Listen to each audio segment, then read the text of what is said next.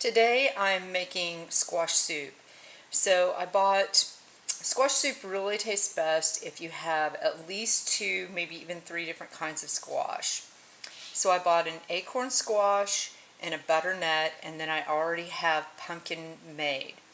So just like the pumpkin, I washed the outside of the squash and de-seeded it and then baked it. These actually cooked a little bit faster, so I took them out of the water and then I actually just put them back in for this video, believe it or not.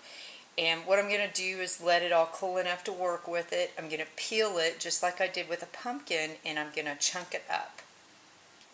I've completely let the squash cool, and I've peeled the squash, as you can see right here. It's quite a mess. And then I've chunked the squash. This side here is the acorn squash, and this of course is the butternut squash. The acorn squash is it's going to be a little more bitter in taste, so it's nice that it's really a smaller squash, because I'm not going to add as much squash to my squash soup as I will the butternut, which is, as the name says, a buttery, delicious squash. Today I am making some squash soup.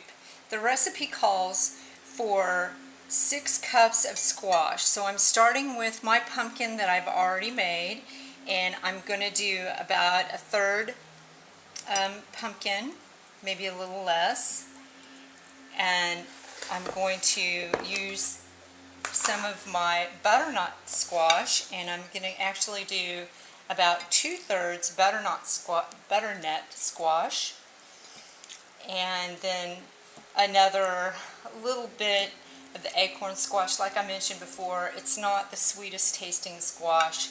It adds a little bit of flavor, but it's gonna temper your butternut flavor a lot. So I try to limit how much I'm going to use. So I'm just using my handy dandy Pyrex measuring cup, and I'm squishing it down to get an approximate. And once I think I have about 4 cups, I put a couple more pieces in, just for good measure. And then, because this calls for so much, I'm going to just dump everything right into my pot. Now this last little bit, I'm going to start with my acorn squash, and I'm only going to do about a third of it. I'm going to finish off my butternut squash, and then if I still need more, I'll add some more pumpkin. And the pumpkin really does add some good flavor to this squash soup. I know a lot of people don't think to put pumpkin in their squash soup. So I'm going to estimate that that's probably 2 more cups.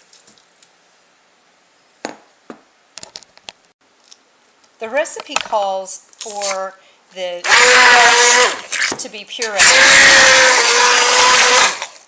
but I don't like exactly completely smooth squash soup. It kind of makes me think I'm eating something instant. So I will puree this to a point, but I'll still leave quite a few chunks in it, just not any huge chunks that you could end up having to chew. Just something to remind you it's not instant. So for the recipe, it calls for ginger, white pepper, some salt, some nutmeg, and honey. And what I found is that I like double the ginger. The pepper I don't adjust. I like a little bit less salt than it calls for, and I put in double the nutmeg, and I put in about 2/3 of the honey that it calls for. If I put in that much honey, it just makes it too sweet. So I'm going to stick blend this, and then I'm going to add my chicken broth. So I stirred it really good, and what I noticed is that I have a lot bigger chunks in it. So one of the things that I like about using a stick blender is I just turn it upside down until I'm pretty sure I'm done with it. If I need it again, I can just put it right side up, put my motor back on it, and I'm good to go.